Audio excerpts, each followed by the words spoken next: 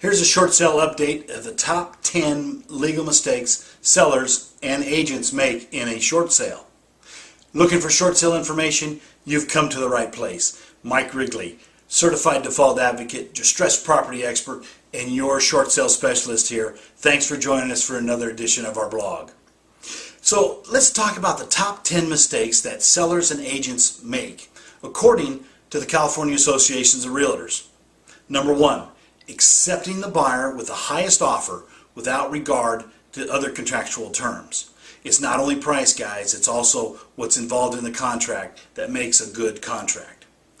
Not properly handling multiple offer situations with multiple buyers.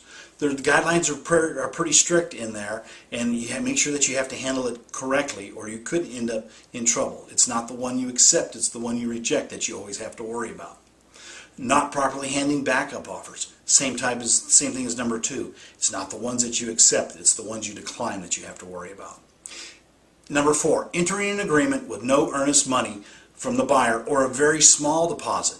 Now, in the state of California, you have to have consideration to have a binding contract. No deposit, no consideration, really no contract. So really you have no contract at all if you don't take earnest money. Number 6, not disclosing known material facts affecting the value or desirability of the property. Now that's huge. If you know something about the property, disclose it. In a short sale, we want to protect you from liability and deficiency from the lender, and then we switch into a regular transaction where we want to protect you from liability of the sale of the house. So it's disclose, disclose, disclose. And let's face it, if you don't disclose it, your neighbor's going to after you move. So let's disclose everything up front. It's better to blow up a deal on disclosures than it is to come back and get sued later. I skipped number 5. Number 5 was entering into an agreement before verifying the buyer's financial ability to close escrow. An offer is an offer is an offer is only good if they have the pre-qual and the funds to close. If they can't close, really you got nothing. And in a short sale, that could be catastrophic. We could lose the house to foreclosure if we can't close the escrow. So let's jump back down to number 7. Number 7, not providing the buyer with the legally required disclosures. So worse than not disclosing is not giving them disclosures at all. That's just nuts, guys. Don't do that. Number 8 is not obtaining the buyer's written acknowledgement that they received the disclosures. So let's backtrack.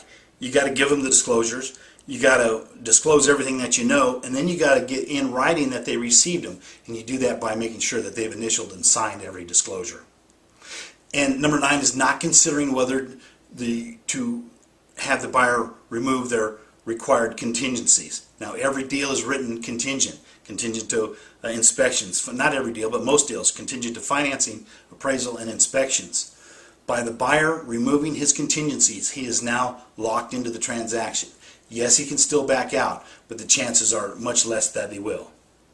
And number 10 is not excluding items from the sale that the seller wants to keep.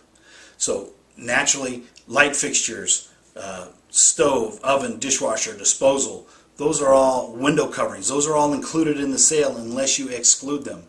If you've got a special ceiling fan or family heirloom chandelier that's not included in the sale, you've got to get it in writing so that the buyer knows up front. Otherwise, you're going to have problems.